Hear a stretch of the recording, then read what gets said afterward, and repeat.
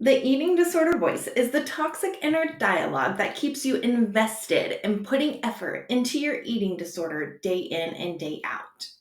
It is an abusive partner that keeps you coming back to the behaviors of your eating disorder day in and day out. So, what do we do? Most people that have an eating disorder might not even be aware that their eating disorder voice exists. It might feel like so much an ingrained part of your identity that you cannot distinguish between the healthy self and the dialogue that is the part of your eating disorder.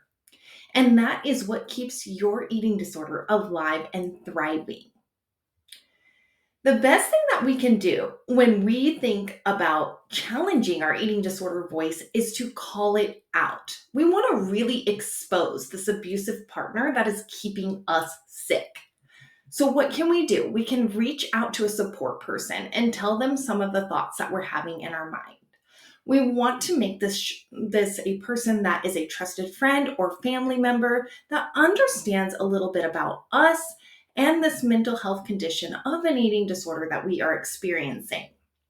If you don't have someone like that in your life, it is best to reach out to a qualified healthcare provider, such as an eating disorder dietitian, therapist, or physician, that can help support you in isolating those thoughts that might be related to your eating disorder.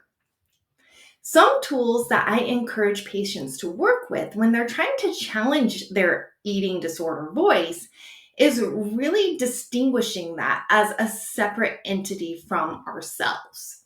So, some ways that we can really just pull the eating disorder out of our identity is by giving it its own name. So, for example, some people might use Ed or Eddie or Anna or Mia or something along those lines that really just says that this is not who I am. While this might be a narrative in my mind, these thoughts don't actually belong to me. They were gifted to me unfairly by my eating disorder and the societal expectations that were put on me by diet culture.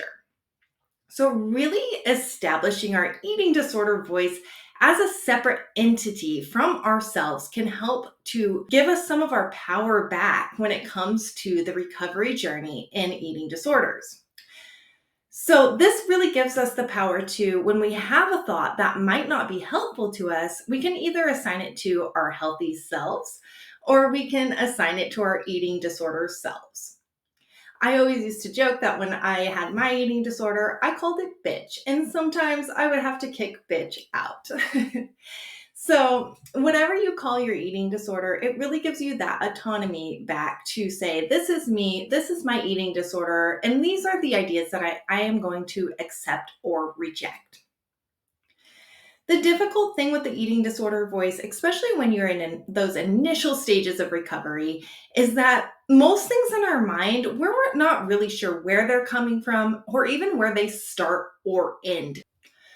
So, what we really want to do to entangle this ball of yarn is really start to put language to those thoughts that we're having, really help each thought have a clear beginning, middle, and end so that we were able to untangle some of all that noise in our brain. I often like to use the analogy of a puzzle when we're in eating disorder recovery.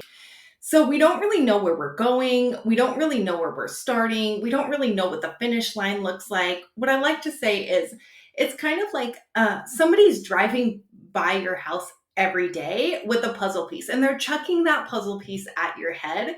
And you know that you're supposed to complete a puzzle and you have this little bit of information that you have to analyze and dissect, but you're not really sure where that fits in with the entire scheme of things in recovery. And that's what the dismantling of the eating disorder voice can feel like, is we just get this little bits of information each day. And we have to kind of piece these together day by day and really just build that puzzle and work towards that recovery journey and that step-by-step process. And although that can feel very frustrating, just knowing that it's a building process can really help us in dismantling that eating disorder voice for good. Another thing that we can do to help isolate that eating disorder voice and the food noise, the body noise, is to create an identity for it. So I often encourage people to like draw a picture of what their eating disorder voice looks like. What is it doing? What kind of characteristics does it have? Is it a monster? Is it some kind of theatrical beast? What is this eating disorder voice, and how does it actually manifest in your mind? You might also take some time to tell your eating disorder how you feel. So just looking at an empty chair and just giving it that insight into what you really want to say about how this eating disorder has hindered your life and caused problems for you and impacted your relationship.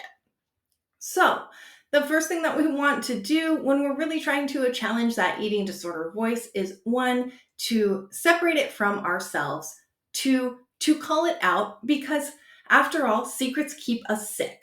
So, the more that we can expose that eating disorder voice, the more power we're going to regain over our situation and the more ability that we're going to have to move forward. And three, get the proper support.